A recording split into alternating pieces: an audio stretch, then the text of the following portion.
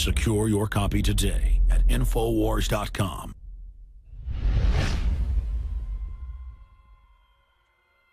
Human beings form habits. At some point in our lives, many of us realize that the lives we are living are not those which we have imagined, but rather lives reflecting others' imaginations, as if we have been unwitting actors in someone else's script.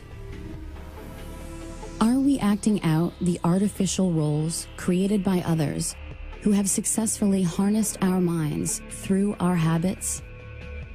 To answer that question, one must first learn how the minds of individuals can be harnessed by systems of psychological control.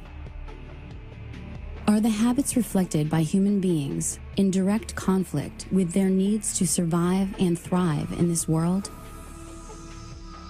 The enormous implications deter many of us from asking these simple questions and finding answers relevant to our daily lives. If we don't resist all of the different information that comes our way and weigh it and use our own mind instead of what somebody else wants us to think, eventually society would become nothing more than automatons, robots. The establishment it's protected itself unless you submit to the saturation indoctrination and adopt all its values. You can't get in. Everyone needs to find out and really think about it. What is going too far? Because all of this is happening so fast, you need to be ahead of the game. They're ahead of the game. Humans subjugate themselves to control because they're born into it. And the tyrants and the social engineers know how to incrementally begin to slowly ratchet up the manipulation, the domination, the oppression, so that people never really recognize it coming. It's the old analogy of the frog in the boiling pot. You throw a frog into a boiling pot, folks in Louisiana will tell you this, a bullfrog, he'll jump out. But if you put him in a cold pot, turn it on simmer, heat it up slow, he'll boil, and he'll never see it coming. Well, I think it has a lot to do with group collectivism, and go back to John Dewey, he hated the individual. He hated the rugged individualism of Americans. They had to get rid of that. And Carnegie very deeply involved in that. They even talk about getting rid of that, huh? And so I think that when you've been reduced to a member of the group, the collective, whether it's through sensitivity training that teachers have to go through, or whether, it's in your own community, like we have a community-oriented policing system, where they give you a medal if you do a good deed. Well, you're part of the collective with the police. I would say in the next 50 years, if large numbers of people don't become consciously resistant to the overall mind control exerted on society, we're going to see many more people who really truly resemble androids. People induce this themselves by looking out at the world and saying, it's too dangerous for me to tell the truth or to say what I really believe or express how I really feel. It's much better if I fabricate a completely synthetic personality that's going to sit back here and remain passive. That's how it works. The idea of short-term gain, basically giving up freedoms. Giving up freedoms is never a good idea.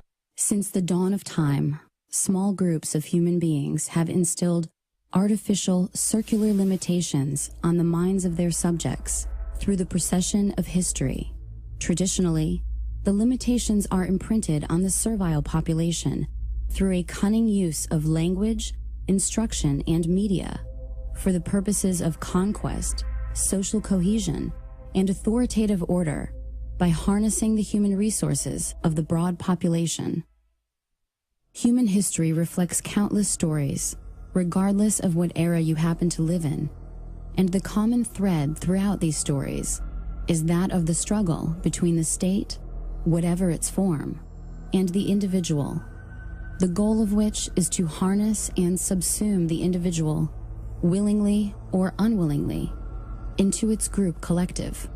The role of authority is a predatory system that sees the individual basically as a unit of energy. The first forms of mind control go back to prehistory. And you would simply have a priest class that developed technologies of herbs and medicine and had a value to the tribe.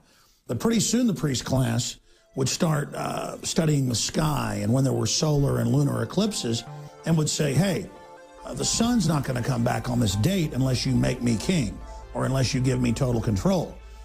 And the people would say, okay, we saw the eclipse when you said it was coming.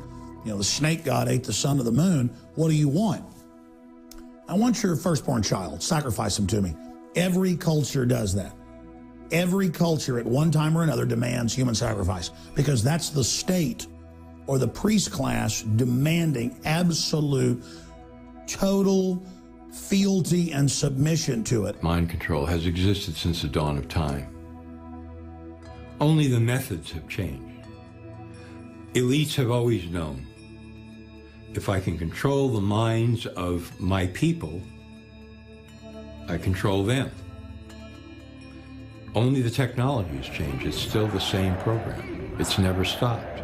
Sun Tzu, within the works of The Art of War, talk about the fact that if you can understand your enemy so well to the level of where you can psych him out, basically defeat him before you put one boot on the battlefield, you've become a true master of your domain. The Greek author Plato embedded several key characteristics of ruling groups in his monumental work known as The Republic. Therein, he introduces the term cybernetics as a description of steering the ship of state, emphasizing crowd control. Plato memorialized the essence of the scenario used to control individuals to this day, to make them part of the group or state. This is famously known as the allegory of the cave, a useful strategy which is emblematic of the history of mind control. The idea of cybernetics first shows up in Plato's Republic, I believe it's book 6, and in the Greek original text it's read kybernetes, but you can easily discern how this word tied into cybernetics, the control of not only nations, but how the making of individuals into the collective that forms the nations came about. As we've moved through history, every great leader has had to understand the potential of information, the potential of speech, the potential of words, the potential of books. What is a citizen, if not someone willingly or unwillingly participating in the machinations of the state? How would we acquire the habits of citizenship without stimulus from the state and our response to it? Attention! Attention! This is your beloved leader, Og the Exalted. There will be a special Giant Joy rally today at Og Memorial Stadium.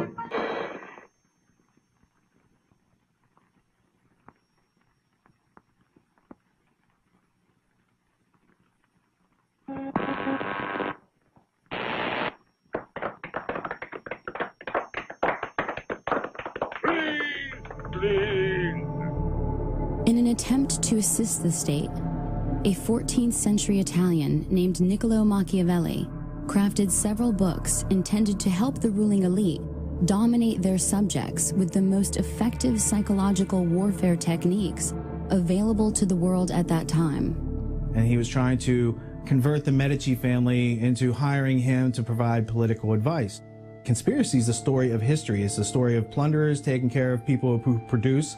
They claim to take care of them through government, which doesn't give you anything, it doesn't take away first. So it's not creating something out of nothing. It's very real what they're doing. They're taking your rights or taking some people's rights and adding more to someone else's rights. Concurrent to Machiavelli's efforts, the consequences of tyranny were sowing the seeds of liberty throughout Europe, with authors like Etienne de la Boétie of France leading individuals to consider their situations and discover effective means to achieving liberty for all.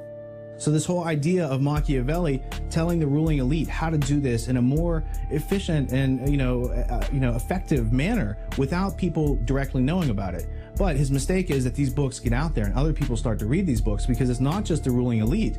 This starts to have an influence in Europe. You've got a character named Etienne de la Boétie who writes a discourse on voluntary servitude. And basically what de la Boétie does is he shows you that everything that Machiavelli told the ruling elite about how to control you is undone when you understand it to the nuts and bolts level, where you can then withdraw your consent, and that only then are you free. We control you. We control your mind. We make you believe you have no creative power. We make you forget you have imagination, which is the core capability from which you can invent your own reality.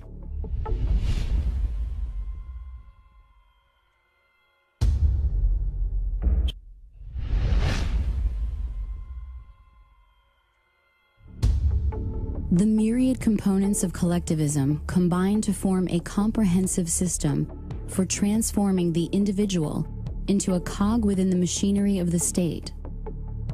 The first step is to remove self-reliance, thus creating dependence on the state or collective. The next step is to create a motivation based on fear of scarcity, as opposed to creativity and productivity. Remove the systems of autonomy, creativity, and self-teaching, which help create individuality in the first place, and the void is filled by the will of the collective. Nature abhors a vacuum, and the mind is no different. Innovative and enigmatic German philosopher of the 19th century, Georg Wilhelm Friedrich Hegel, observed that human history could be manipulated to create a contrived outcome. Hegel's essential observations of the methods by which history may be authored by a small group translate into a world in which an individual's choices may be engineered away from his needs. How to engineer the opinion of the American people so that they would fully endorse, not only endorse, but demand a war. Oh, there's another one. Another plane just hit. Oh my gosh, another plane has just hit. It hit another building. Flew right into the middle of it. Explosion. So it's problem, the people then beg for it, that's reaction, and then it's solution, which is centralizing more control. Create the problem, people scream, you couldn't impose any solution you want on people. One recent practical example of the use of Hegel's method for control is that of the infamous underwear bomber.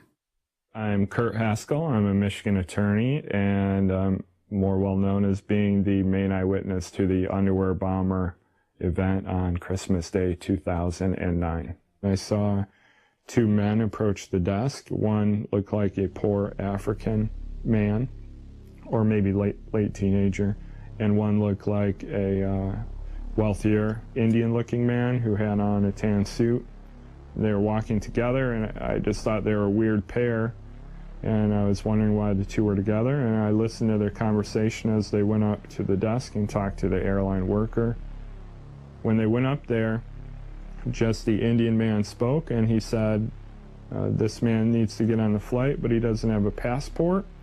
And then the airline worker said, well, he can't get on the flight without a passport. And then the Indian man kind of argued with her, saying, well, he's from Sudan, and we do this all the time. The student from Nigeria smuggled explosives onto a flight in his underwear. Prosecutors staged a demonstration of what might have happened, but something went wrong. Abdul Muttalab's trousers burst into flames. Passengers and crew grabbed him. The plane landed safely. A source has confirmed that Farouk Muttalab is the son of Alhaji Muttalab, former chairman of one of Nigeria's biggest, wealthiest and most respected banks, First Bank of Nigeria. As soon as this happens, we see Mr. Chertoff all over the news and TV everywhere promoting these body scanning machines. But there are a few things we could do to make things better. First, we could deploy the scanning machines that we currently are beginning to deploy in the U.S. that would give us the ability to see what someone has concealed underneath their clothing. To meet agendas in conflict with the needs of individuals, the ruling class creates an artificial crisis to which the public reacts by begging for the ruling class to intervene. The ruling class then enjoys the plunder made possible by removing the self-reliance from individuals. Good morning, everybody. Today's hearing is the third in a series of subcommittee hearings focused on some of the causes and consequences of the 2008 financial crisis, a man-made economic assault on our country that is still foreclosing on homes, shuttering businesses, and driving unemployment. The combined philosophies of Thomas Malthus, Charles Darwin, and Herbert Spencer led to the development of social Darwinism. Social Darwinism grafted the concept of the survival of the fittest onto the larger social framework. Claims of biological advantages or superiority could then be advanced as justification for future economic policy relating to the poor, and as the basis of Francis Galton's pseudoscience of eugenics in the 20th century. So Darwin comes along about 150 years ago and comes out with his theories on where life comes from, and then it's survival of the fittest, and that the best organisms are able to survive in a competitive environment and move forward in the evolutionary chain. And whether that theory is correct or partially correct or totally wrong is a side issue. The robber barons, the British royalty, the J.P. Morgans of the world publicly adopted the idea of Darwinism and merged it with predatory eugenics. And the eugenicists, who have always been looking for scientific causes to justify their sinning, if you will, that's what they found so useful in Darwin's work, is they said, we've already had this belief system that we're better than you, but we now have science to back it up. Our entire current civilization, what we know as globalism, the New World Order, is based on eugenics scientists that developed their theories in the last 200 years, mainly in England, Germany, and the United States. The entire science of genetics, biometrics, eugenics, computers, all of it came out of the search for a system of total control over humanity. So the issue with eugenics is it claims to be a science of self-adaptation for human species. So it sounds like a great thing if you're an individual. You want to make yourself better. If you reproduce, you want your kids to be strong and survive. However, the people who are doing it are taking and making a bunch of decisions for other people and violating volition and their free will all over the place because that's their modus operandi. In his 1928 book, The Open Conspiracy, former British psychological warfare expert H.G. Wells wrote, "The political world of the open conspiracy must weaken, efface, incorporate, and supersede existing governments. The character of the open conspiracy will then be plainly displayed. It will be a world religion. This large, loose, assimilatory mass of groups and societies will definitely and obviously attempt to swallow up the entire population of the world and become a new human community. The immediate task before all people, a planned world state, is appearing as 1,000 points of light, but generations of propaganda and education may have to precede it." The government of England put massive funding towards the study of humans, and not just medicine, but human behavior. And so all the sciences that the British Empire used on countries that it was attacking and regions it was conquering were also turned inward against their own populations. In 1948, Eric Blair, the British journalist and author who assumed the nom de plume of George Orwell, wrote the iconic dystopian novel 1984. In it, Orwell outlined a collectivist future governed by technocrats, in which a Big Brother totalitarian state maintains control of society through constant panopticon-inspired surveillance, fueled by a perpetual war and emboldened by both covert and overt forms of mind control and mass persuasion. The premise of the panopticon, it was an architectural design that was set up to maximize the power of surveillance. So if the prisoners didn't know, they could never tell if they were actually being watched at any one time, so they would have to assume that they were always being watched. Through 1984, Orwell introduced the concept of newspeak into popular culture, a debased language structure that would suppress the ability of the masses to upset the power of the state by regulating their thoughts through an illusory police force known as the thought police. Orwell's notion of doublespeak demonstrated the cognitive dissonance inherent in tyrannical structures. As the meanings of the words change, the meaning in society is lost. And fortunately, we have been able to raise our standard of living without sacrificing the spiritual side of life, which means so much to the American family. Thomas Henry Huxley, the man known as Darwin's bulldog, produced a number of grandchildren, the two best known and most influential being Julian and Aldous Huxley. Sir Julian Huxley, an evolutionary biologist, was elected as the first Director General of the United Nations Educational, Scientific, and Cultural Organization, and also served as both Vice President and President of the British Eugenics Society. So the Huxley family is highly interesting because T.H. Huxley is the teacher over H.G. Wells, who becomes a famous protege. But Huxley's whole family is not only intermarried and working on these eugenics ideas themselves, but they have, he has a famous son and grandson and all sorts of famous cousins that tie into the Darwin-Wedgwood family. So notably, you have Aldous Huxley, who coins the phrase Brave New World in 1932 with his novel, which is really describing a technocratic future by which people are pharmaceutically drugged into loving their servitude. I think what is going to happen in the future is the dictators will find, as the old saying goes, that you can do everything with bayonets except sit on them. That if you want to preserve your power indefinitely, you have to get the consent of the ruled. And this they will do partly by drugs, as I foresaw in Brave New World, partly by these new techniques of propaganda.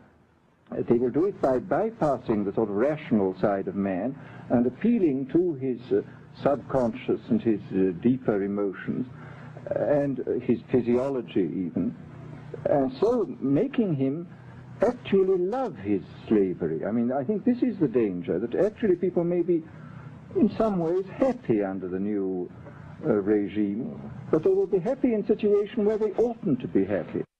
Leveraging the fact that the 20th century opened up numerous avenues for shaping and controlling the thoughts and behaviors of the population, the ruling elite contrived new ways of obscuring useful facts while peddling useless ideas to the American people.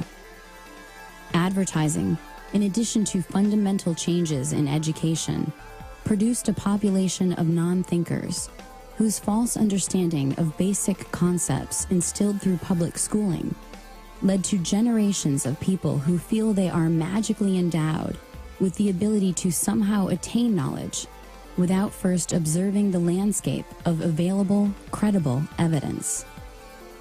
One such artifact of credible evidence which demonstrates that our lives are being scripted by the ruling class is a 1966 textbook authored by Georgetown professor Dr. Carroll Quigley, titled Tragedy and Hope, A History of the World in Our Time.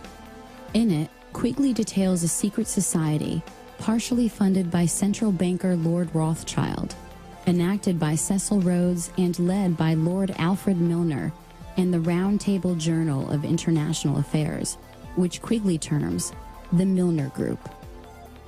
The first questions most people ask upon hearing of such a book are, why is it so important?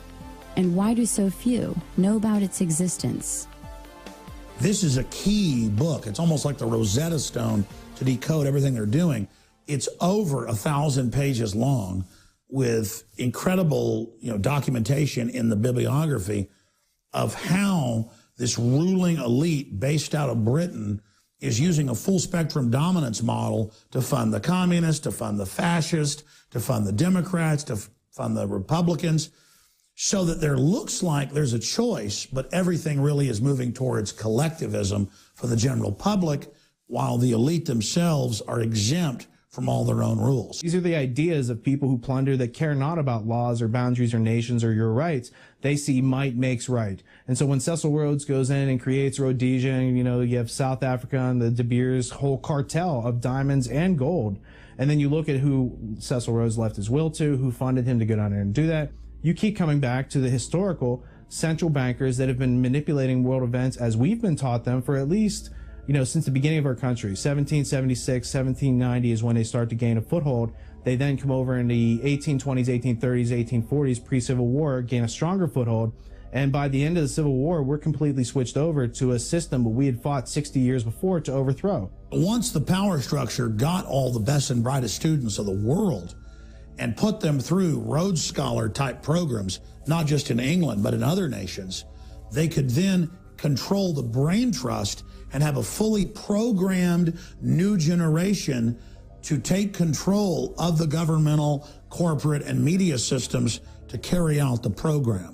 Their goal was to dominate all of those major power centers quietly behind the scenes. And by moving the leadership in a certain direction, then they knew that they could control the masses without the masses even knowing that they're being dominated and led by a very small, powerful elite group. In further pursuit of the science of controlling human resources, the last will and testament of Cecil Rhodes spawned the Pilgrim Society in both America and England, which created a global brain trust. Its goal? To assert global control by dividing its tasks into working groups, such as the Council on Foreign Relations, Bilderberg Group, and Trilateral Commission throughout the 20th century. In more recent history, the long-held beliefs of the ruling class regarding control of the individual's body by the undermining of his mental abilities were then furthered by the technological breakthroughs of the 19th and 20th centuries. In the 19th century, the Prussian government conducted research into the study of how to make individuals compliant cogs in the machine of their conflict-based empire. Prussian psychologist Wilhelm Wundt determined that the individual human being has no soul and can thus be programmed like an automaton or robot. You see, the social engineers don't need us under social Darwinism. We're scum to be removed. We are seen as nothing but biological androids or replicants from the Philip K. Dick book, Do Androids Dream of Electric Sheep, turned into Blade Runner. We're just seen as dumbed down biological workers. When individual identity has been forsaken, it is much easier to compartmentalize the minds of those being controlled. Various personages throughout history have described the human being as a machine, but it was the synergy amongst the work of Wilhelm Wundt, Ivan Pavlov, and many others, which scientifically quantified the individual as soulless, thus justifying manipulation to plunder individuals of their rights, transforming individuals into human resources. Our system is copied from a 1819 Prussian system that's a three-tiered education system. One tier is for the intellectual elite. The second tier is for the servers of the intellectual elite. They would be the professionals, the doctors, the lawyers. And the last tier is for the lay. It's for the masses. Education, as we know it, is nothing more than mind control. It is the science of control. And the British scientists, the eugenicists, came up with systems to dumb people down and make them submissive. But the German model, in fact, namely the Prussian model, that was designed to create soldiers that were owned by the state, but that were so brainwashed they were proud to go off and march into musket fire. That system, known as kindergarten, is the whole basis of modern Western education. How do you measure the achievement of a nation? If you want to know how we're really doing, take a look at our schools. For on what we're doing here and in schools throughout the world rests not only our future fate, but perhaps the very fate of civilization itself. Building upon this dehumanization of individuals to the animal state of stimulus response, Russian researcher Ivan Pavlov and American researcher John B. Watson conducted experiments based on classical conditioning, a simple manipulation of reflexes under observable conditions.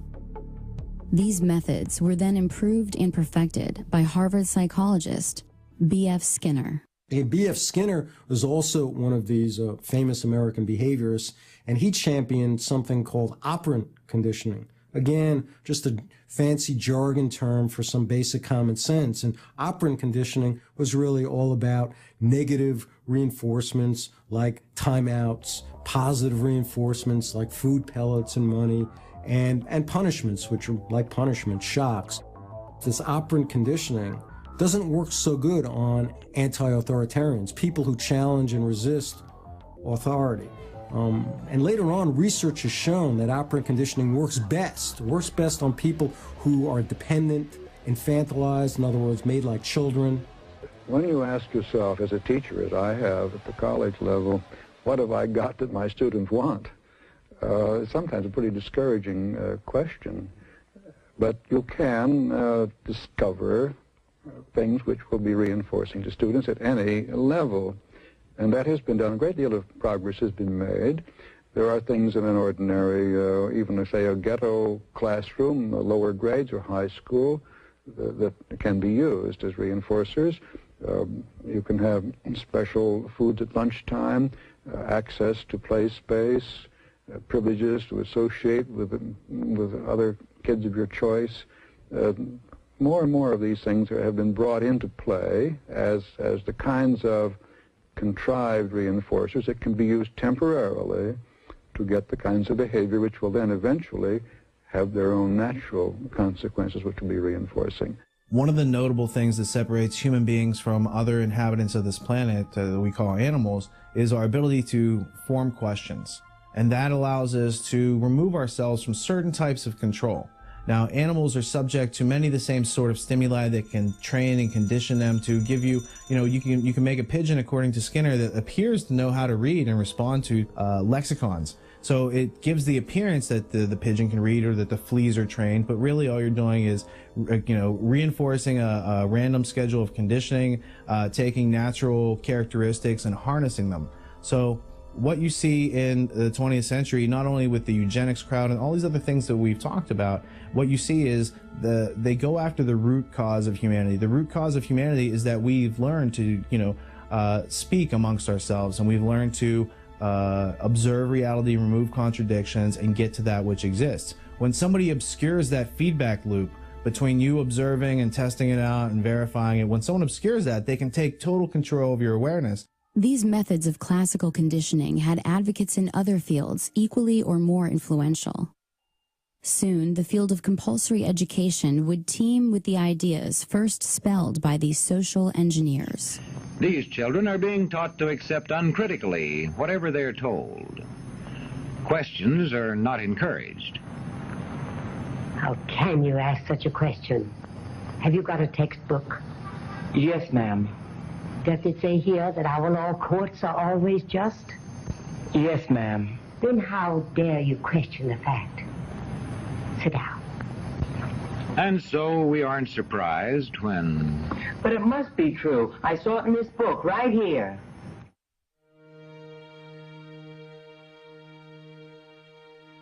The education our children are going to get has nothing to do with education. It is training our children to be resources, human resources, that's the way they refer to us, to spin off profits for the globalists.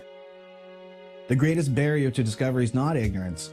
It's the illusion of knowledge, and that's what the 15,000 hours in compulsory schooling really entrains and conditions into us, is that you've been told this story of the people in South America, and so you think you know about it. And it's not until later in life when you might come across more information about conquistadors and how Jesuits infiltrated all the religious systems and took all the riches out and basically harvested this whole area. This is an example of plunder in South America that went on for hundreds of years. So until you have this other piece of information to bring this into focus, you think that what you were taught in public schooling during that 15,000 hours is really what's going on. And it's not until you bump up against reality, as George Orwell said, usually on a battlefield, that you have to consider that which you were taught to believe versus the objective evidence that exists.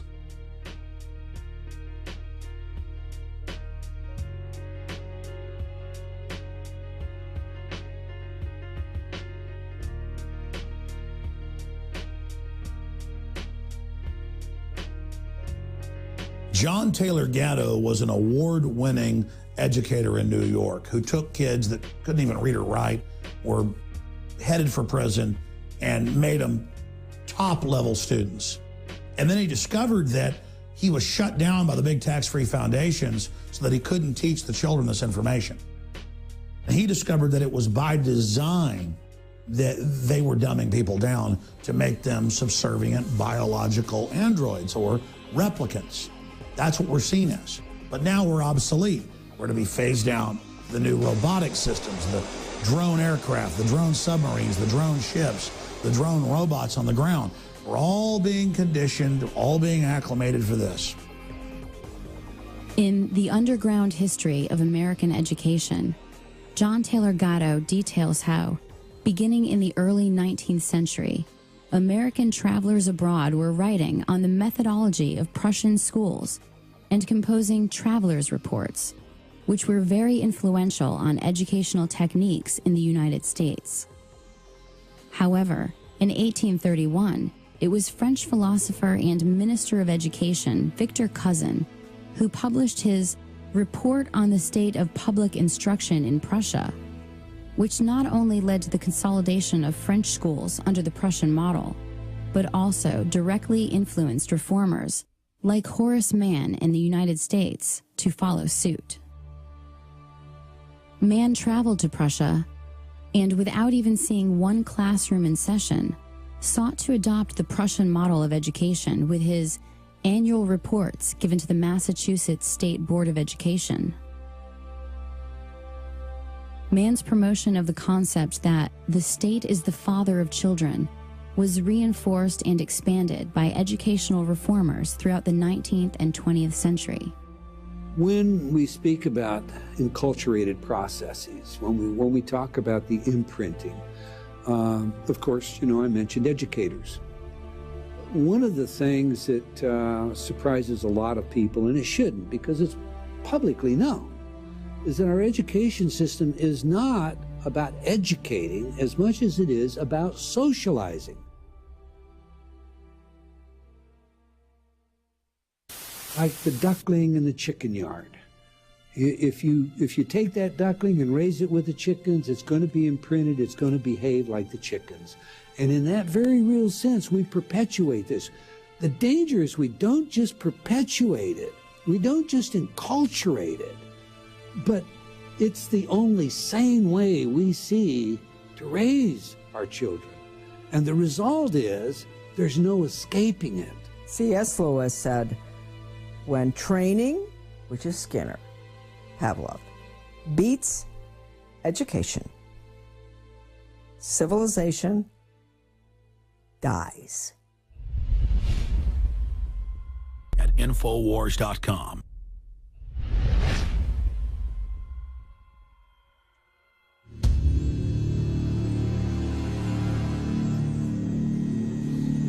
Although education has proven to be highly effective in controlling human behavior, more intensive research would need to be conducted away from the prying eyes of the public. The Tavistock Institute was set up by the British Empire to really study mind control and to scientifically drill down into human behavior and put in textbook form systems of basic control so that could be duplicated out to government and corporate entities. And Tavistock has been involved at every level of social engineering. The Tavistock Clinic was founded in 1920 and operated as part of the Psychological Warfare Division of the British military. It was initially a voluntary outpatient clinic for treatment and research and was made up of general physicians, neurologists, and psychiatrists to facilitate the treatment of neurosis and shell-shocked British soldiers returning home from World War I. Going through their own publications on Amazon, you can find that some of their books cost like $18,000, $20,000. And what that tells me is they don't want the average person to be anywhere near getting their hands on this book, because what it gives you inside those books is the teacher's edition, to use an abstraction, as opposed to the students sitting around the class not knowing what the answers to the questions are. There's a group of people who are being given the answers to all the questions about how we act, react, and how we've been understimulated with curiosity in order to make us more subordinative. You could say much of our world today is the world of the Tavistock Institute and Edward Bernays. Having been instrumental in the Tavistock Clinic and director of the Tavistock Institute of Human Relations, it was former officer and consulting psychiatrist to the British Army, John Rawlings Rees, who created the concept of the psychological shock troops, or culture warriors, a federation of psychiatrists, which he intended to disperse across the globe to make it, quote, possible for people of every social group to have treatment when they need it, even when they do not wish it, without it being necessary to invoke law. The Tavistock Institute's influence did not stop simply at social psychology. Kurt Lewin, former head of Britain's Psychological Warfare Bureau, was a German refugee who became the founder of modern social psychology in the 20th century. An early consultant to the OSS and an influential researcher with the Tavistock Institute in the area of management thinking and action research, specifically focused on the tactics of managing change within society.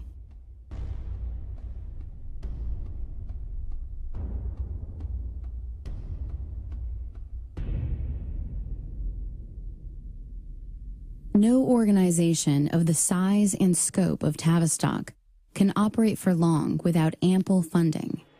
From whom is that funding derived? Certainly no small part comes from the seemingly benign, tax-exempt foundations of the global elite. I was researching the Rees Committee back in like 1952, 1953, where they went in and investigated major foundations and some of their subversive activities. These foundations put an enormous amount of energy into controlling what is being taught at the schools and how it's being taught, and preparing, using schools basically to indoctrinate children to accept their station in life, to accept a collectivist future. According to Dr. Lily Kay, whose expertise was demonstrated in her 1993 book, The Molecular Vision of Life, the Rockefeller Foundation, Caltech, and the New Molecular Biology, the world in which we are living has been molded, shaped, and continues to be directed by an elite establishment of eugenicists, a ruling class fueled by violating the will of others to attain their goals. Nowadays, almost every adult agrees on one basic goal for all students. Schools ought to turn out good citizens. Yes, good citizens. That's right. Absolutely. This country always needs good citizens.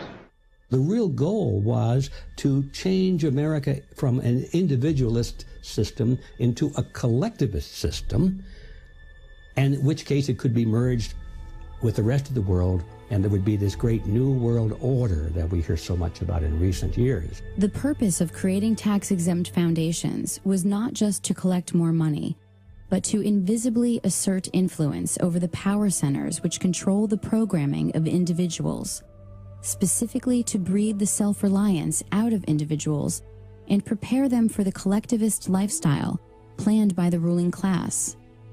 Their goal: to undermine personal liberty on biological, social, and economic levels. They came together and decided what they were going to do with this money was to gain control of education in America, not for a philanthropic purpose, but to change the thinking of the American people over a generation or two. The globalist social engineers hungered and desired and coveted the power that the liberty in the U.S. had created. They wanted to take it over, and the tax-free foundations wanted to use it as an engine of global domination, and they've done that. And the Rees committees were the only time when Congress stood up constitutionally and demanded all the big foundations come and testify and open their private books. And the Rockefeller, the Carnegie, the Ford Foundation, they all came and said, look, we're here under presidential directive from more than 50 years ago. We've been told to collectivize the United States, to merge it with the Soviet Union. We've been told to make America more compatible with authoritarian regimes, and we're just doing what we were chartered to do. Until the creation of language, brute force held the key to fear, and thus to the control of individuals through violence and physical aggression. With the innovation of language, the minds of individuals could be harnessed with ideas and beliefs, making less significant the physical dominance of previous generations. This is how, for example, men of small stature could keep otherwise brave and ferocious gladiators as household slaves, whose deaths could be used for profit and entertainment. Out of the ashes of World War II rose the specter of human experimentation in the form of the 1939 to 1945 exodus of Nazi intelligentsia to continue their research and experimentation under the protection of national security. After being denazified, they were given new identities to live among those against whom they had fought. We brought Wernher von Braun over here and several other scientists, including those that were involved in concentration camp medical experiments, including mind control experiments. A lot of these guys were, as far as the State Department was concerned, war criminals. They were linked directly to the Nazis and therefore couldn't get visas, couldn't come into the United States. So the CIA set up this series of programs to route everybody around the State Department visa requirements, get them into the country. Everybody knows about the race at the end of World War II to get Nazi scientists. The Russians wanted them, the United States and England wanted them. And the United States and England got most of them because the Nazis didn't want to go to the Soviet Union, another authoritarian system. They wanted to go to a, quote, freer system. And like an infection, they came to England, Canada, and the United States. And it wasn't just over NASA and rocketry with Wernher von Braun and Goddard and others. It was tens of thousands in mind control and torture and military science and surveillance. And the CIA got modeled to a great extent off of the Gestapo. And so we see really the evil of the Nazis being transplanted back to the United States and England, where the eugenics philosophy that they had embraced had originally sprung. The Office of Strategic Services, the precursor of the CIA, under the direction of William Wild Bill Donovan and Allen Dulles, recruited Nazi scientists and aided their importation into America. Among them were rocket scientist Wernher von Braun and the aeronautical physician Hubertus Strughold. The problem that the United States was facing was there was all these German scientists who were kind of in the wind, loose, wasn't clear where they're going to end up. And the French, the British, the Russians, and the Americans were all trying to recruit them. The Germans had developed lots of different advanced weapons. And they'd also done a lot of experimentation on human beings in the concentration camps. So they had a lot of medical data that we didn't have. They had, of course, the rocket scientists and the airplane scientists and all of the rest of it. And Paperclip was our version of going into Europe and finding these guys and bringing them to the United States to work. What we're missing in the documentation, we have physicians, aerospace medicine people, film people, ball bearings, projectile experts, all kinds of scientists. We're missing from the story the psychiatrists. But there must have been psychiatrists brought over, in parallel to Strughold under Paperclip. German financing came from America, came from Wall Street, and came from American corporations. Even the political support that Hitler got in Germany was, to some extent, traceable to American influences. Prior to World War II, American financiers, banks, corporations, all decided that there was money to be made in pre-war Germany. After all, they all knew that Germany was preparing to become a military aggressor, and it needed money to construct vehicles of war. They were spending a lot of money designing and building tanks and airplanes and military carriers and things like that, submarines, ships, and there was money to be made. And so Wall Street and some of the largest corporations like AT&T and even Ford Motor Company got very much involved with the Nazi regime. The experiment that went on became known as Nazi Germany starts in World War I and the Versailles Treaty in Paris 1919, basically giving the Germans the short end of the stick, giving them war reparations that they can't possibly pay, totally unrealistic. Now, this famous German banker named Hjalmar Schacht gets together with a guy from the Bank of England named Montague Norman, and they create something in 1932 called the Bank for International Settlements. And they use this as a clearinghouse for all the national debts, but really it's being used to launder money. What you find then is that same group, Hjalmar Schacht, becomes Hitler's banker. So Hitler is totally financed by these people who are making their lives out of pulling the wool over other people's eyes. And at the same time, they want to have the National Socialist experiment to test out the Prussian education system that they're using and about to roll out all over the world. Following the 1945 completion of Operation Paperclip, the CIA created MK-Ultra, a top-secret mind control research project which was managed by Sidney Gottlieb under the direction of Allen Dulles. The program began in the early 1950s, was officially sanctioned in 1953, and officially terminated in 1973. The program engaged in many illegal, unethical, and immoral activities. In particular, it used unwitting U.S. and Canadian citizens as its test subjects, which led to controversy regarding its legitimacy.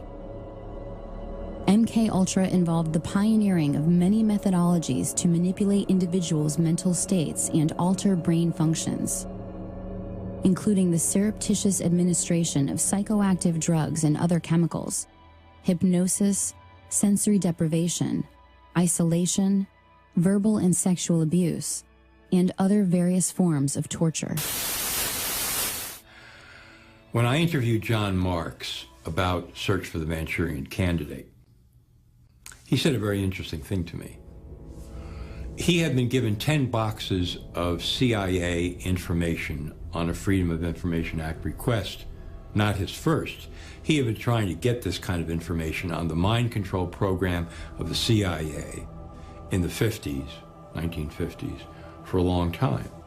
And finally, as a kind of a sop, maybe even a joke, they gave him 10 boxes of materials that had nothing to do with the projects except the accounting data, the financial data, thinking that Marks wouldn't be able to do anything with it and CIA would be perceived to have fulfilled the FOIA request. But Marks was too smart for them.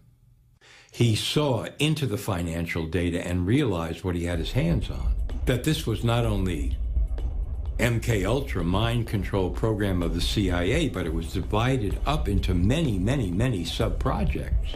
And he had some of the funding details that provided the foundation for him to move forward in his research and discover what they were really up to.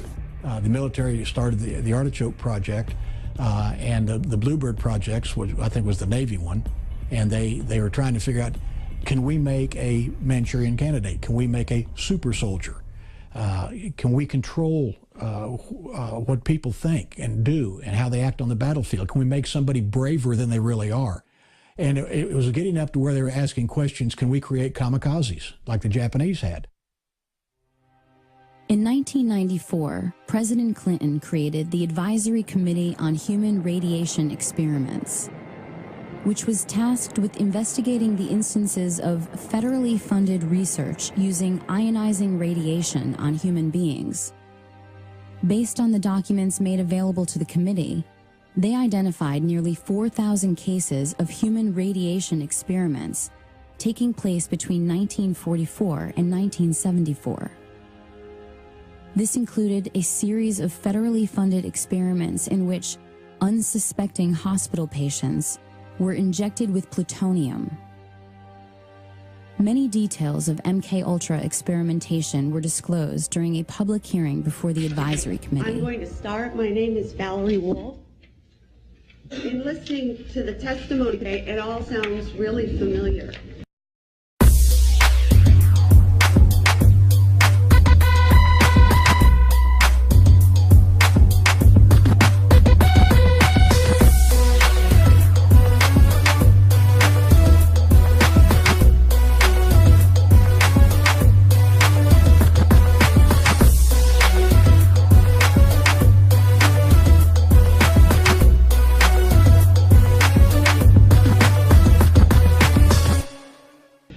am here to talk about a possible link between radiation and mind control experimentation that began in the late 1940s.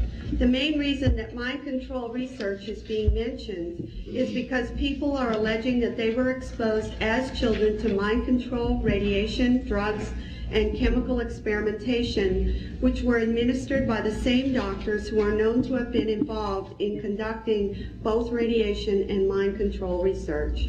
Written documentation has been provided revealing the names of people and the names of research projects in statements from people across the country.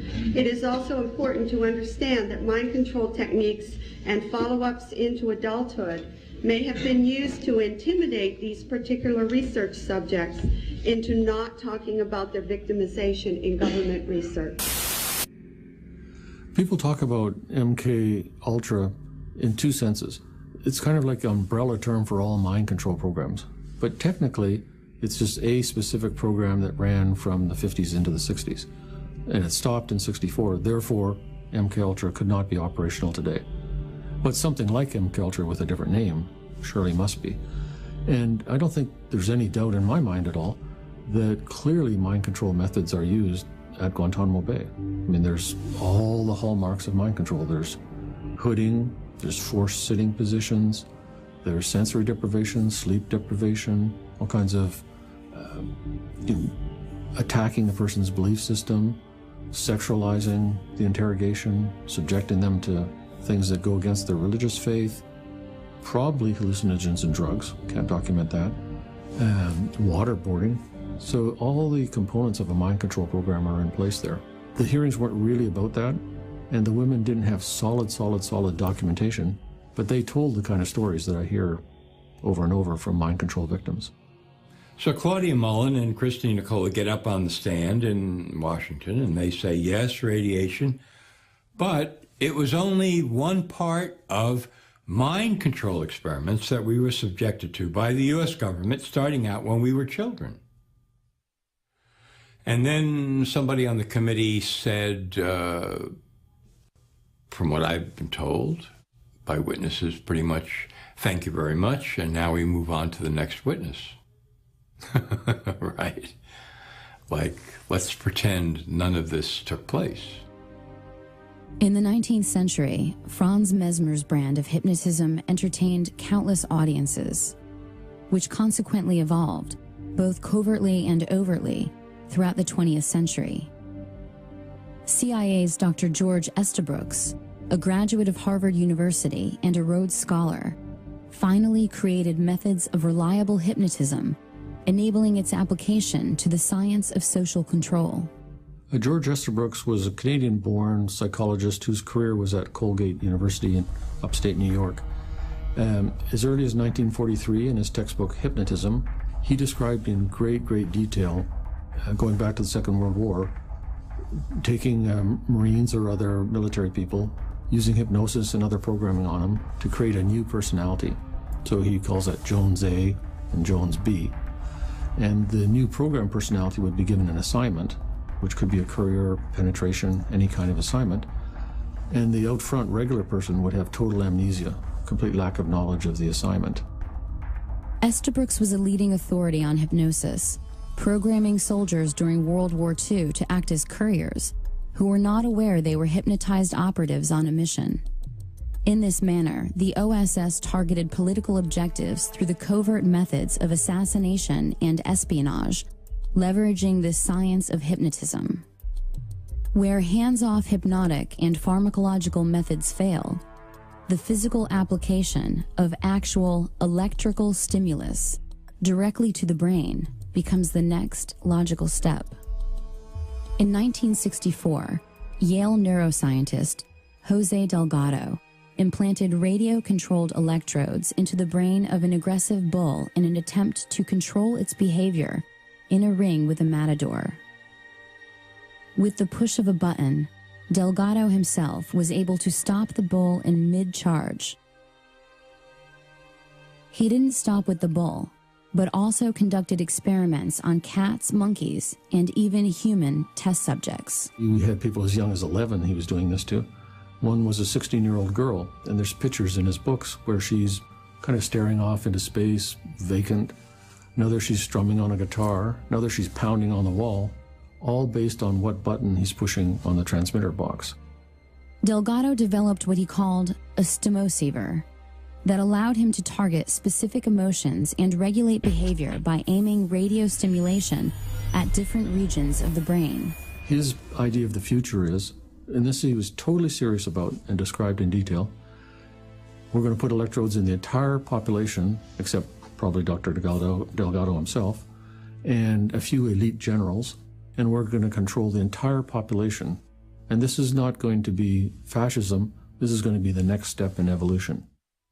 Dr. Donald Ewan Cameron was a Scottish-born psychiatrist who was president of the American Psychiatric Association from 1952 to 53, and later first president of the World Psychiatric Association. Cameron was directly involved in the brainwashing attempts of Central Intelligence Agency's top-secret MK-Ultra mind control program.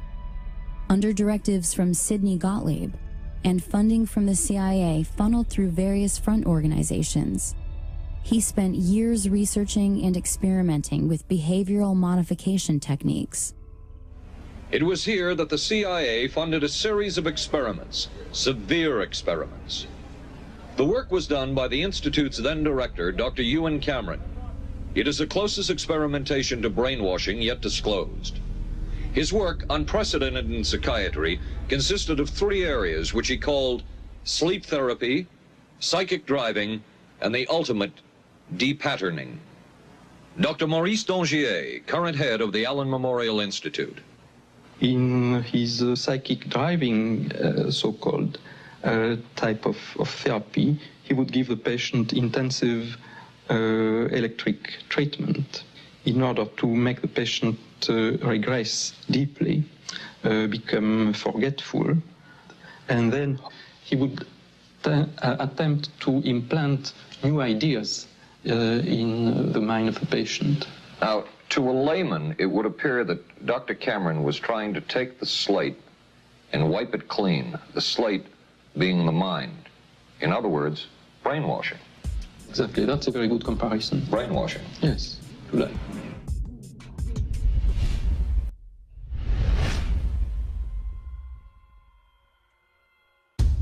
Dr. Ewan Cameron was a MKUltra contractor.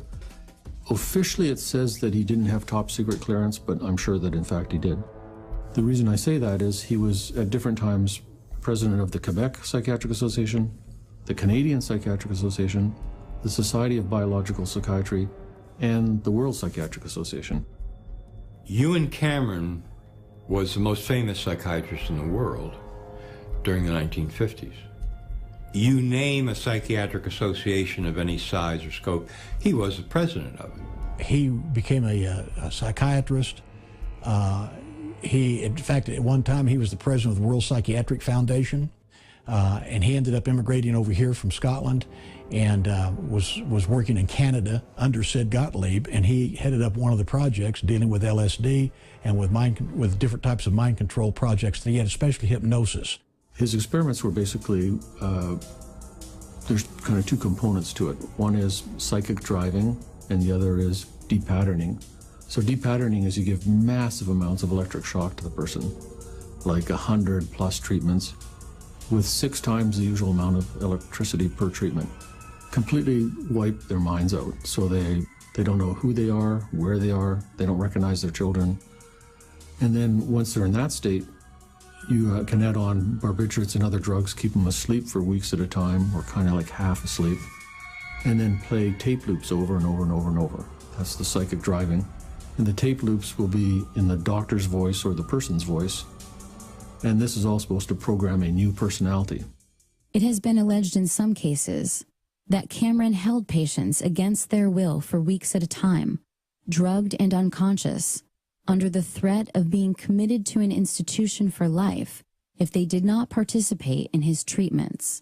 He began a program of torture, and I don't use the word lightly, on patients who had no idea this is why they were coming to him. They were people who came to him for therapy, for help, and he experimented on them as a torturer would. to create new personalities. Cameron operated, with Rockefeller funding, at the Allen Memorial Institute in Montreal, Quebec, where he contended that it was first necessary to de-pattern the minds of his patients in order for them to have a shot at recovery. He also participated in the Nuremberg trials of 1945, interviewing many of the top Nazi defendants. After World War II and the creation of the CIA, the need for a truth drug and drugs that could perform, that the CIA could use for other purposes, increased. They turned to the Bureau of Narcotics and Harry Anslinger.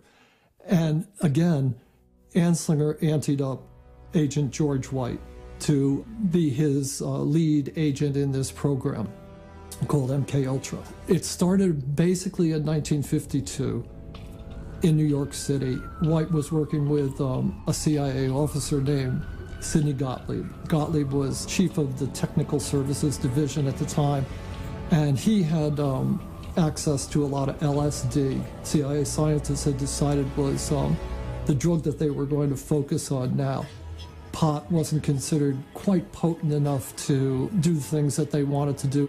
White conscripted a couple of federal narcotic agents to help him, a couple of informants, narcotic agent informants to help him, and went into the streets of New York and got a softcore pornographer named Gil White to help him as well. Apparently White had his own sexual perversions, which have been written about. He was into S&M, so he had a couple of qualifications for the job, which went beyond just being a federal agent who could perform these functions. He actually was good at acting out the sorts of things that went on in the drug underworld. In 1953, the program was formalized, and it was called Midnight Climax.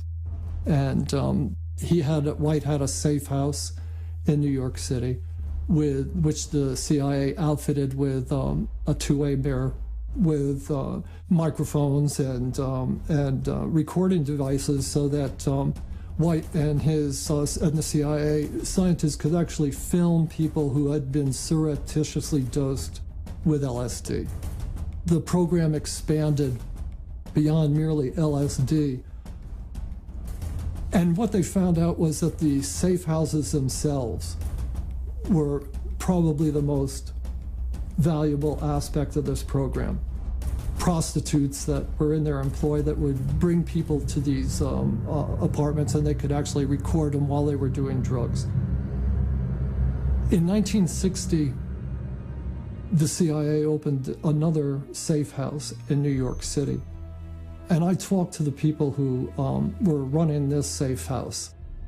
And one of the narcotic agents said to me that they felt that the CIA was actually using this safe house when dignitaries were visiting the UN or politicians were coming to New York City to talk to the mayor or state or even federal officials, that they were using filming them and potentially using the films for purposes of political blackmail.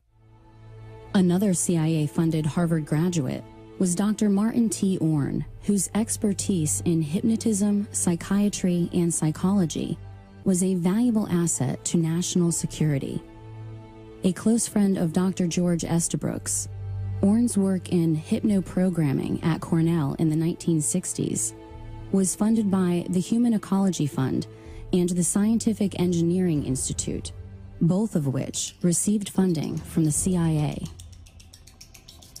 To provide cover for operations like Midnight Climax, the CIA's MKUltra psychiatrists formed the False Memory Syndrome Foundation to obscure the facts of these covert experiments, creating confusion enough to deny acts of pedophilia, cult abuse, and other inconvenient truths of CIA activities.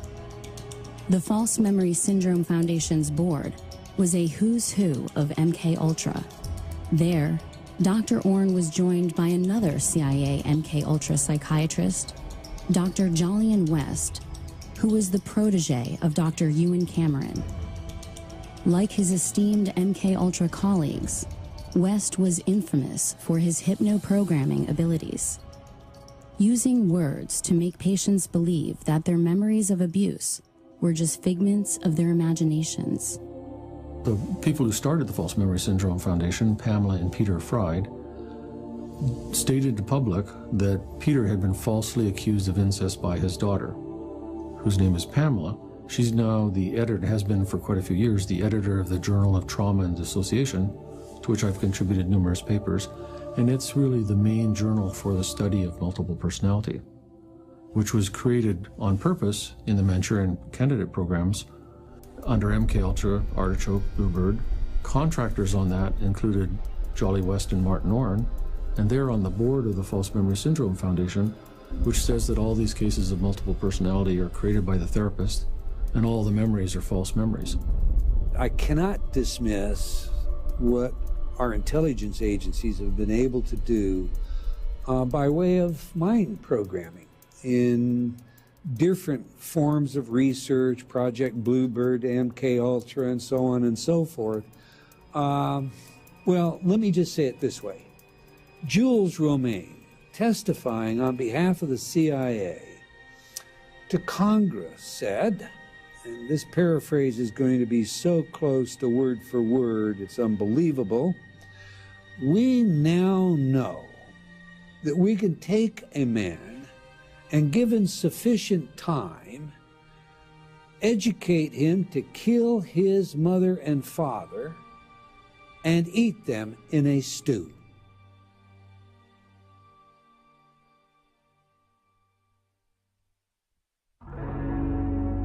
How will power gravitate into the hands of those who control information?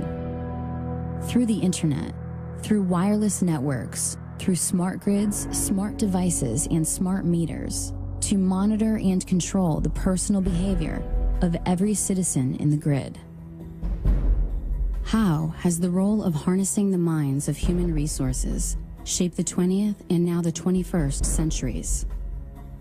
This single pattern emerges from all the seeming chaos. The role of science, as juxtaposed to the mind, has not been used to help individuals. Rather, at every turn, at every discovery's emergence, knowledge is being used to restrain individuals.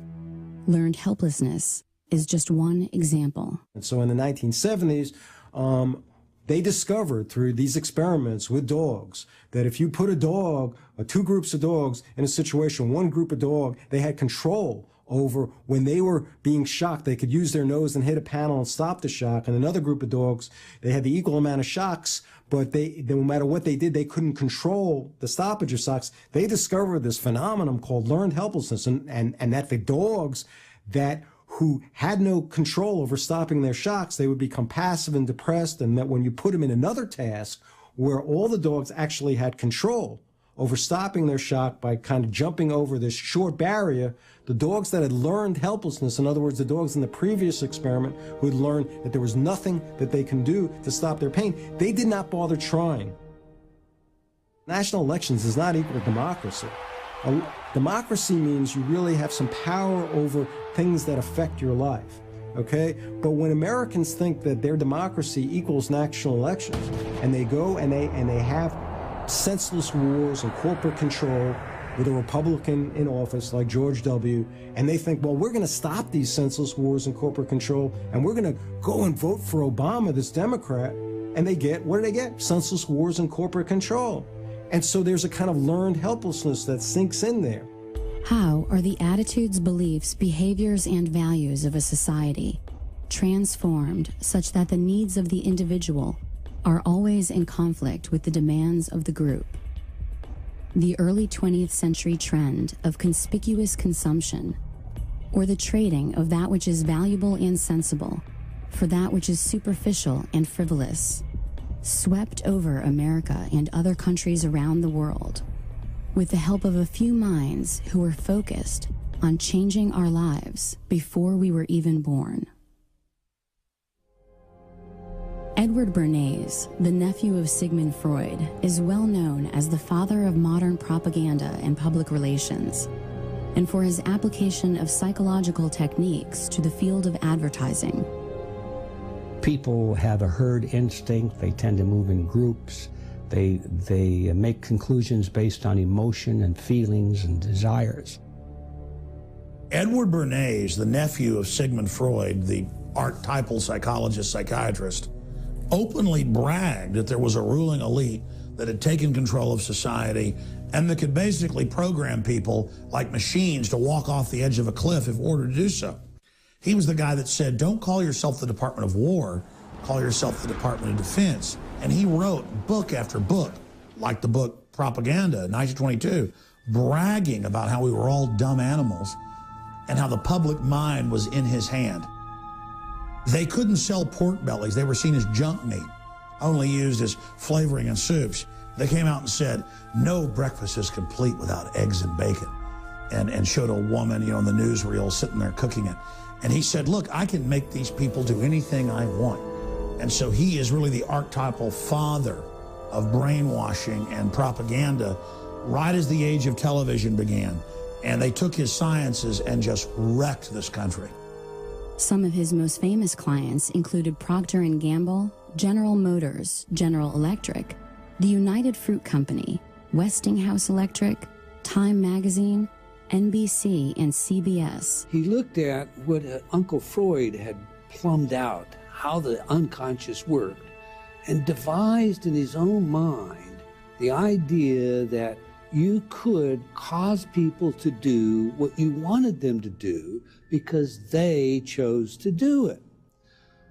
Indeed, in his work, Propaganda, he makes it clear that it is the duty of the intellectual elite to orchestrate the beliefs and behaviors of the public in order to have a cohesive society.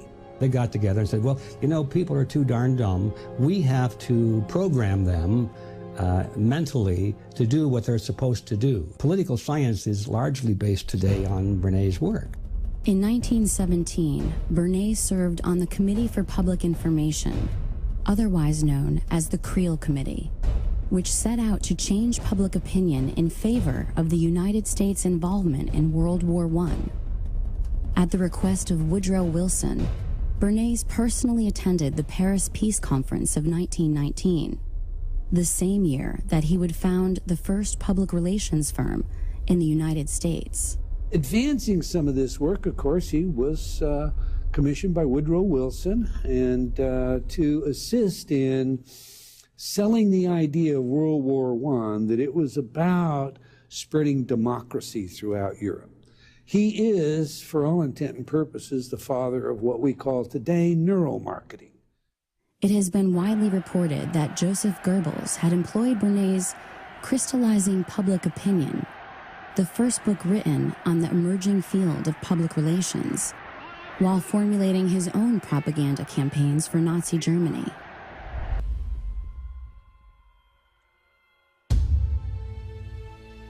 Moving beyond Bernays, other luminaries in the manufacturing of public consent included Walter Lippmann and Ivy Lee, both of whom complemented these tactics by expanding the breadth and depth of mass media entrainment of individual minds. And then I read 1928, a book by Walter Lippmann, talking about public relation and public opinion, and basically saying the same thing, that the public is not inherently irrational, but they can use PR and propaganda and media to play upon people's existing irrationality instead of introducing them to the concepts and definitions of that which exists. So instead of creating world peace by putting everyone on the same page, by giving us a method to discern fact from fiction, they use that gap in our perception to play tricks on us. So that's all I've ever seen during human history, is human beings playing tricks on other human beings. As for Ivy Lee, he was not only popular with some of America's most prestigious corporations and foundations, he also found time in his busy schedule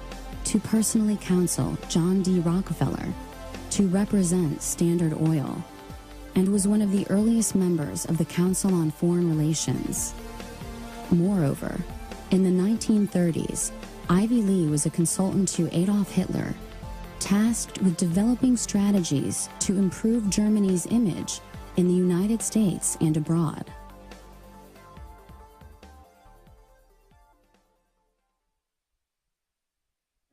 Kids are impressionable. That's why here at this station, We watch the programs and commercials your child watches carefully. He may see bad guys, but not in the role of heroes. He'll learn that crime doesn't pay. Because your child's welfare is our concern, too. That's part of our code. The code of the National Association of Broadcasters for television and the greater public interest.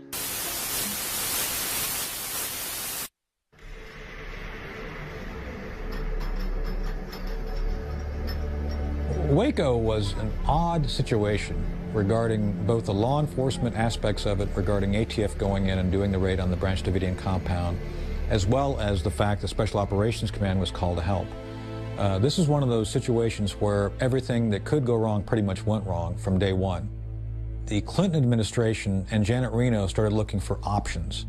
One of the options that they decided to engage on was bringing Special Operations Command in to advise them on quote-unquote psychological operations. When the Special Operations Command elements arrived, they began giving advice to the law enforcement individuals on how to go about implementing specific themes. Within the psychological operations community, they typically look at themes of how to modify, adapt, or somehow reshape the thinking of a target group, of an audience. These specific techniques, which were brought to bear on the Branch Davidians, were developed for military operations overseas, primarily against a foreign target. So another question has to be asked: what is the wisdom of using psychological operations techniques developed for a foreign audience against a U.S. target? Again, a very controversial issue. How does one defend themselves against strategic information, propaganda? It's a very simple answer. Ask questions. Always check your source. I, as a public figure, am often having to speak publicly about issues and information. I look at everything. I've been criticized by my friends. Oh my God, you look at Fox News, you look at CNN. Absolutely, because the false information being provided to the mainstream outlets means something. So why are they saying things a certain way? How are the habits of individuals changed and then reinforced to create new behaviors preferable to the collective? In the 21st century, the method has evolved little from millennia ago. Only the technology has changed. Today's television provides those who leverage public airwaves with an opportunity to control individuals far beyond the simple linguistic programming of radio. The major point of television is the commercial. The programming is designed to kind of keep people hanging in there long enough to watch a commercial, and that they're in a more passive, zombified state to buy into the goofy, silly commercial. That is the point of it. You are willingly subjecting yourself and your family to psychological warfare assault, not just with the semantics, not just with the messages, but the very flicker rate of the television on record, patented to put you into a dreamlike sleep state where you're highly suggestible. You think you're looking at a constant picture. You're really not. On modern televisions, you're looking at LEDs, and they're going on and off. Because they're going on and off, there's a brain entrainment process that takes place. To make it real simple, it comes down to this. Research shows us that the average person, when placed in front of a television set in less than 3 minutes, will go into alpha. Hypnosis is, for all intent and purposes, objectified by brainwave activity. If I'm looking at your brainwaves, an EEG, in normal consciousness, you're operating at what we think of as beta. So you're going to be 15 to 30 cycles per second. 30 is on the stress side, but that's typically where you're going to fall. In alpha, you're going to be 7 to 14 cycles per second, 8 to 14 cycles, depending on the scale. Now, alpha consciousness, for all intent and purposes, is a state of hyper-suggestibility. And it keeps people sedated. You know, they use them in televisions are used in prisons. They're cheaper than hiring more guards. Of course, people are going to be then told that it's okay not to just have one television, but to have 3, 4 televisions in a house, and to be not watching it just on a normal television set, but on their phone and on their laptop. And you want to normalize this kind of crazy thing of people spending 5, 6, 7 hours a day watching television. Television has been the ultimate tool of mind control. And for more than 60 years, children are set in front of it as a babysitter, while they are bombarded with images of violence and decadence and corruption. And what it does is it just acclimates the child that when they see a real person dying on the street, they don't go over and aid them. We see this happening because, oh, that's entertainment. In fact, people now have been recorded laughing at someone hurt because it's just more entertainment. They've had their basic empathy disconnected, cut off. The role of advertising has certainly evolved away from one of utilitarian necessity in communicating the form, function, and value of a product. The application of the behavioral and psychological sciences has played a seminal role in the way corporations now sell products to consumers in American society and internationally. In 1921, after leaving Johns Hopkins University, John B. Watson, the founder of behaviorism, took a job with the J. Walter Thompson Company, and by 1928, he was vice president of the entire firm. Watson introduced new market research techniques into advertising and discovered that sales could be influenced by manipulating images associated with brand names. For instance, blindfolded smokers could not tell the difference between brand name and generic. J. Walter Thompson remains one of the most powerful advertising agencies in the world today. Most people believe that you're going along through life making your own choices, making your own decisions, okay? You know, I decided to do this, I decided to do that, you know, I did that. By watching the brain live time, neuromarketers today know exactly what product to place where, how to package that product, what colors you're going to respond to, what images you're going to respond to, what kind of pre-programming already exists that they can couple it to. And so when you have a society where people are being told at every level to consume, to buy their way into happiness, and that's their only salvation, that's their only way into happiness, is to, then you have what I call a kind of fundamentalist consumer society.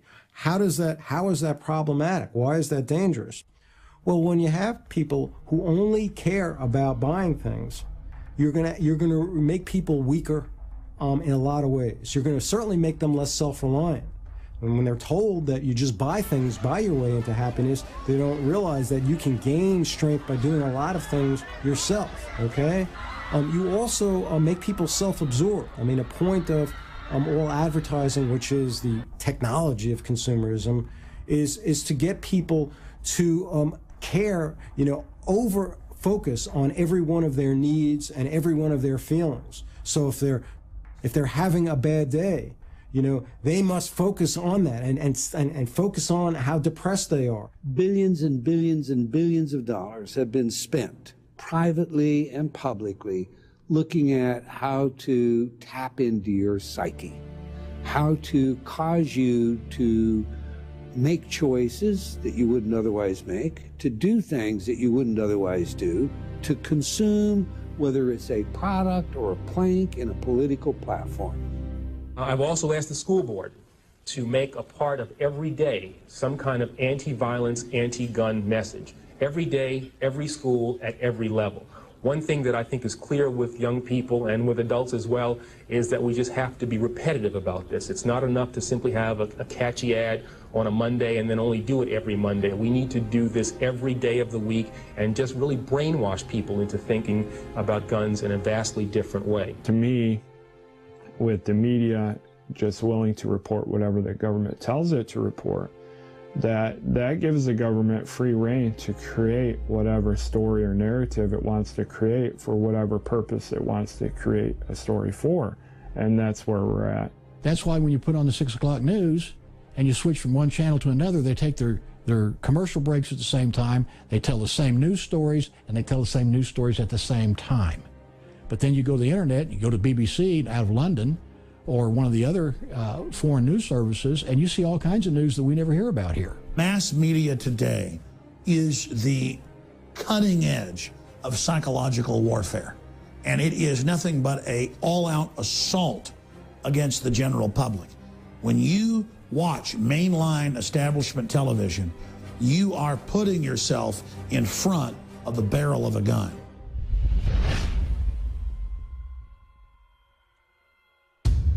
Cognitive dissonance occurs when individuals lack consistency in their methods of thinking, and thus, contradictory elements attempting to reside simultaneously as fact create frustration, confusion, anger, and aggression. It is the difference between what you think the world is and what the world actually is.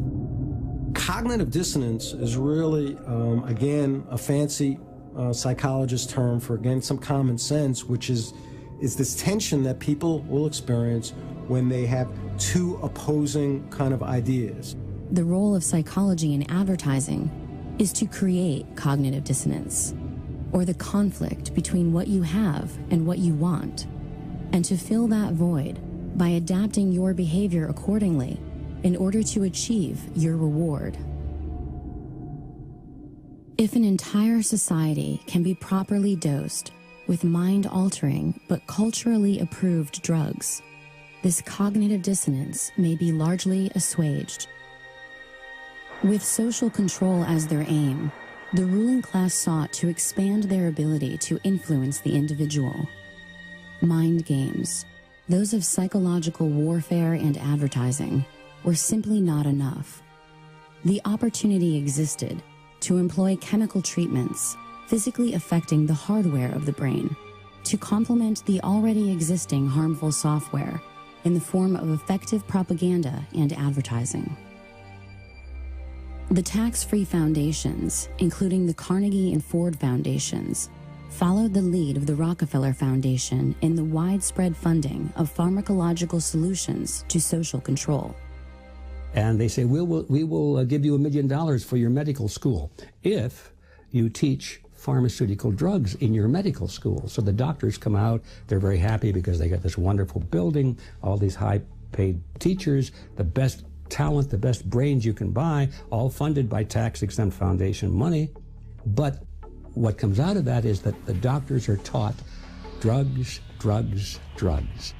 Psychiatry itself as a profession is one gigantic mind control operation. What happens when the habits demonstrated by groups of individuals reflect the outsourcing of their intelligence to so-called experts and authoritarians who are self-appointed to make decisions on their behalf? You can have a psychiatrist testify in court that somebody has ADHD or clinically depressed or this or that, but every one of those official mental disorders is a total lie and a fraud because there is no diagnostic test for any of these disorders. Not ADHD, not bipolar, not depression, not schizophrenia, not anything that you've ever heard of that is a discrete mental disorder. The American Psychiatric Association has a committee, and they create this thing called the DSM, their Diagnostic Bible. And they decide what goes in there. And they decide that certain people who don't pay attention to boring things have this disorder called attention deficit hyperactivity disorder. And if you accept that you have a disease, as opposed to like, well, maybe I'm somebody who can really pay attention to things that are interesting me, but I'm somebody who's stubborn enough to not really want to pay attention to things that are boring for me. And that maybe that's a good thing. That's how you maybe have something really a worthy contribution, as opposed to allowing people who are bores to fill up your whole life. You only want to listen to things that actually really are interesting for you. If you accept these ideas, though, that you have a disease or there's something essentially wrong with you, you're going to be more a prey to authorities controlling you. And some of these drugs, such as the SSRI antidepressants like Prozac, Paxil, Zoloft, and so on, are known to induce violent behavior, including suicide and homicide. And you have a profession like psychiatry that is seeding the country, like planting seeds in a garden and a farm, with these diagnoses and these drugs. This is Operation Chaos. Part of the problem of psychiatry, when it comes to diagnosis is that they really seem to have no political awareness of their pathologizing of anti-authoritarianism, of stubbornness, of rebellion. This is, I think, a part of the reason for that is I think that an overwhelming number of psychiatrists, psychologists, mental health professionals are more kind of compliant people. And when they see non-compliant, more stubborn, more oppositional kinds of patients, especially young people, that creates a lot of anxiety for them. And so you have this power, and you do this for 10 years, 20 years, 30 years, 40 years, 50 years. These little seeds, which are drugs, you see, that affect the brain in various unpredictable and horrendous ways. And you have that power to do that for 50 years. Don't you think you could really call that mind control? That's mind control par excellence. If habit is thus the enormous flywheel of society, and habit keeps us all within the bounds of ordinance, then it is our habits which enslave us to the so-called children of fortune. For their fortune exists only because our habits prevent us from outpacing the status quo and growing in the light direction. How might we begin to change our habits such that our actions are no longer in conflict with our needs as individuals to survive and thrive in this world? And what will happen if we do not resist? We're heading toward a system where we're going to have economic collapse, real crisis, be much worse than anything we've seen. We're going to be in a position where most people won't understand how it came about. They won't realize that it's the result of government policies, of corrupt politicians, and so therefore they're going to go to those same corrupt politicians and endorse the same policies, and we're going to get more of the same. And that is where we're headed. It all goes back to people who are smarter than us, who are polymaths, who are organized and have a lot of office supplies and infinite money because they can print it out of thin air and everyone else takes it and says, this is real. That's not real. Your mind is real, objective reality is real, wisdom is valuable because we can learn how to survive together with that. But all these things that they make us think are valuable, like petroleum or any of these other commodities, they're all fear-based. If we just really understood what was going on and our voluntary role in it, we wouldn't play such a role in our own servitude. So we come to a point in our lives where it's fair to ask, what was the last original thought you had? The way you walk, the way you talk, the vocabulary that you use, all of these things are built into the expectation you have of yourself based on the role you have chosen to play in the theater of life as it's been defined to you. I think we're seeing what the consequences are of just complying with everything right now, because that's what most people in America do at this point in time. The consequences are every day you're losing more of your constitutional rights, and your freedom is being taken away more and more and more by this all-encompassing security state being brought to you by your United States government. If you out there watching don't wake up and begin to investigate these facts and prove them for yourself and take action against these people, you are not just committing suicide against yourself, but against all of good humanity. The consequences to non-resistance of control is losing everything that makes us human, that we love, that we cherish. Now think about which laws have been passed recently to give you more rights. There aren't any. There aren't any at all. A lot of folks who are critical thinkers, they realize how powerful these kind of giant corporate government entity is out there. And that kind of understanding that a critical thinker has can be quite painful and can lead to them being depressed and apathetic and giving up. And so we see that throughout history, that a lot of your really great critical thinkers sometimes succumb to depression and substance abuse because they're so overwhelmed, as opposed to others who figure out that conundrum, that if I'm going to be a critical thinker, I'm going to see how powerful these oppressive authorities in my life are, but I can't allow that pain to make me just kind of give up into kind of fatalism and defeatism. Information, knowledge equals power and control. Whatever the public face of something is, whatever they're talking about publicly, there's something else over here they're probably not looking at. And that's why it's important for individuals to look beyond what is being presented publicly. It's input, processing, and output. And what we're trying to do is keep a clean signal, that's knowledge of that which exists, and to filter out the noise. And we do that by dismissing the arbitrary, things that aren't substantial, and identifying fallacies, because the way that people can effectively lie is through words, and it's through our own belief in these words that makes it take control of our lives. So in understanding these essential aspects of how they control us, we can learn individually to become free and to communicate amongst each other how to do that more efficiently. Don't buy the propaganda. Don't believe what's in the mainstream media. It sometimes is true, but often not. There's only one thing that we can do to change the course that we're now on, and that is to recapture the system. All of the positions of power in America today, and to a large extent around the world, are in the hands of collectivists, people who believe in the very system we have. They like it. First thing we have to do is we have to take the schools back, and then we have to educate the kids that, hey, this happened in the past. These are the things that happened. You have to have a conscience, and you have to take a stand. And no matter how many people want to get you in the group, don't be part of that, because you're going to lose your individuality if you become part of the group. You have to kind of forgive yourself, and once you do that, you can have greater compassion for other people who are still being victimized, who are still believing that those who are controlling their lives actually care about them.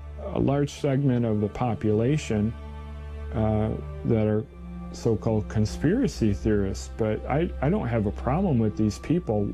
They should be questioning things that are going on, because we can't trust the media to accurately report stories. Activism can help a society that's already falling under the weight of its own stupidity fall a couple of generations earlier, all right, to be able to move into a healthier society. When you get down to the ideas of what we can do to free ourselves, you have to first look at what exists. So what exists is this system is organized, it is there to control the crowd. And if you do not resist it, you lose all individuality, you lose your identity, you outsource your thinking, you are being denied your life. And that is every bit as serious as someone trying to stab you in the back, because without your life, liberty, and the ownership of your own work and your own labor, you have no rights under their systems. Freedom means freedom, not some freedom, but all freedom. As long as you don't take away the life, liberty, or property of your fellow man, you should be free to do everything that you want to do. That's what built this country in the first place. So the solution to the problem is to return to that high ideal, return to that high ground. Then everything is possible. You don't have to like the system you're in, and frankly, you have every right to speak out against it. Freedom of the individual is where you start. And then the individual can say, what am I going to do with my own freedom? How am I going to use my imagination and my creative power to invent realities of my own and make them fact in the world, as opposed to sitting back here passively and letting elites manufacture reality for me. Humanity is worth resisting this, and if you don't stand up against these diabolical globalists, you are turning our species and our entire history and our entire future over to these people. You're betraying our ancestors who fought against incredible odds so that we might have some basic freedoms. And you're betraying yourself, your children, your family, and all future human generations. We can't turn our species over to total darkness. We can't turn our species over to people who love to hurt innocents and who hate beauty. We must resist the New World Order. We must free our minds and awaken the human spirit. It is time for the sleeping giant that is humanity to awaken.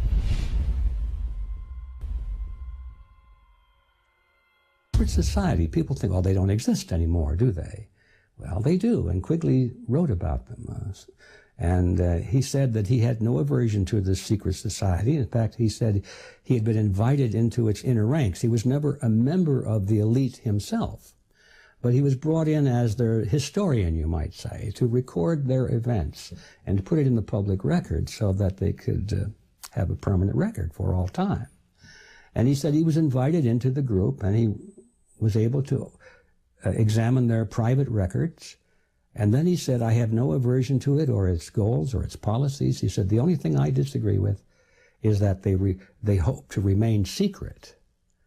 Most wars in modern history are fought for the enhancement of power and wealth on the part of the elites that run those governments. They want to expand their influence. They want greater dominance. Maybe they want the natural resources. In other words, they're not for reasons that we have been told. It's a fact of life. And there's no clearer example of that, I believe, than in World War I and, of course, in World War II. But the question around was World War I. The American people at that time were very complacent about the war going on in Europe. It was sort of a war between, Germany and France and England. Okay, I'm sorry about that, but leave us out of it. We declared our neutrality and everything, and we just said, we hope you guys work it out real soon, which is the way we're supposed to be, There was no particular national interest on our part to be involved in that war. We weren't that threat. And besides, according to our Constitution, the only purpose of our government was to protect us to protect our lives, our liberty, and our property. If it didn't touch in those areas, we're out of it because the Constitution forbids that power to the government. Anyway, that's how the American scene was at that time. And people in finance and in government really had a different point of view because, you see, J.P. Morgan at that time was the bond broker for the British bonds. The British government was trying to raise money in addition to taxes. They were borrowing it through bonds, so they were issuing bonds. And J.P. Morgan was given the franchise to sell those bonds in America. And he sold a lot of them. Advertisers have done is they've looked at Freud and psychology. And they've looked at the id, the ego, the superego, the thanatos urge. They've looked at the conflict that Freud discussed that human beings live in, this psychic tension, the impossibility to live up to the requirements of a superego, a perfect parent, the libidinal urges that drive us towards sexual impulses and gross behavior that we have been trained, and fortunately so, to harness and find socially acceptable ways to act out. Now, because they're aware of this tension, because they're aware of this heightened arousal, this anxiety that exists, they look at how they can tweak it, how they can play on it. If, for example, I can cause an arousal and associate that arousal with a product, just as with Pavlovian conditioning, you're more likely to remember that product, especially if I have repetition in it. I've learned in my life that what really matters is helping other human beings. And when I help somebody, I get that feedback that says, your life matters. This day mattered. You're here, and it's good you're here. And that is a self-actualizing principle. To appreciate it, in my view, you have to first understand who you are, break free from this manipulation, stop the cycle that we all get caught in, and convolute the model. Convolute the model instead of looking, what is it that I can get? Maybe think back to Kennedy's words. It's what you can give. Don't ask what you can get from your country, but what you can give to your country. Don't get up in the morning with, how much do I get, but what can I give? I know this. It doesn't matter if you're an attorney, you're a doctor, you're a plumber, you're an auto mechanic.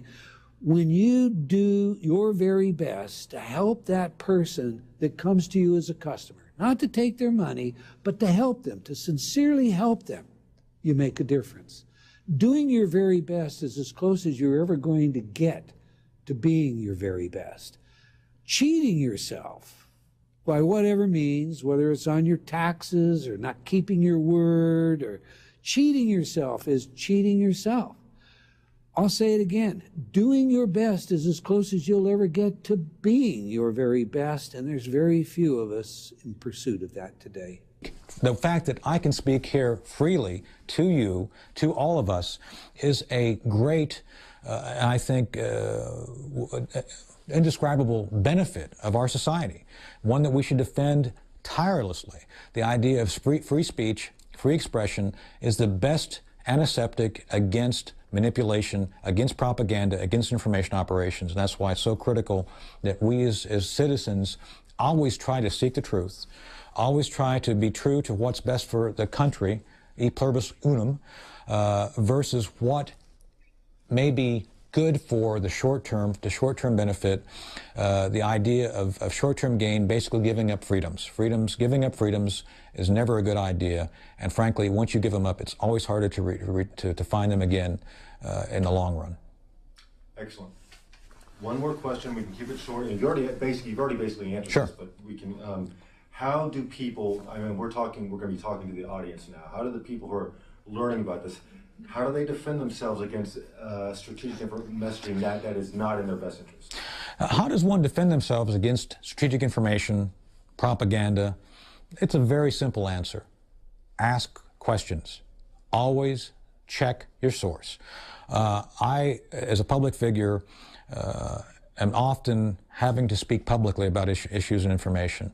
I look at everything. I've been criticized by my friends, oh my God, you look at Fox News, you look at CNN. Absolutely, because the false information being provided to the mainstream outlets means something. So why are they saying things a certain way? What does this really mean? Even false information means something. So that's why it's important to understand what's being said when it's being said. In addition to that, then, you want to go to blogs, you want to go to original sources where people have firsthand experience. And you've got to combine all of these things to understand the world. The world is a complex entity. Frankly, one of the things which has happened that goes beyond, say, 2,000 years ago is the level and scope and availability of information. We are inundated with information. That's why it's even more important for individuals to sort through it as rapidly as possible, to seek the truth. And frankly, you know, people, I think, are smart enough to understand when something's true and something's not. I guess you could call it your spidey sense. If something doesn't look right or smell right, it probably isn't right. So go with that. Try to understand why you feel that way. Always ask questions. Never accept simply what is presented at face value. Trent Lott, Senator Trent Lott, spoke to me one time in the Fox Green Room when I first became a public figure in 2005. And his guidance to me has resonated. There's 2 points he wanted me to remember. He offered 2 points of advice. First point of advice was, in Washington, D.C., in this town where we're talking right now, it's never good to be right ahead of your time. Well, we found that out through Able Danger and the fact that we were so far on the cutting edge, people didn't want to hear what we had to say. And frankly, when it became public knowledge, people didn't want to talk about it. So that lesson is absolutely true. Senator Lott was absolutely correct. The second lesson he taught me, and this is something that I'm still learning today, he advised me that whatever they're talking about publicly, whatever the issue is in the news, whatever the information is about that topic, it's really about something else entirely. And I believe that to be true. Whatever the public face of something is, whatever they're talking about publicly, there's something else over here they're probably not looking at. And that's why it's important for individuals to look beyond what is being presented publicly and try to figure out for themselves what's really going on.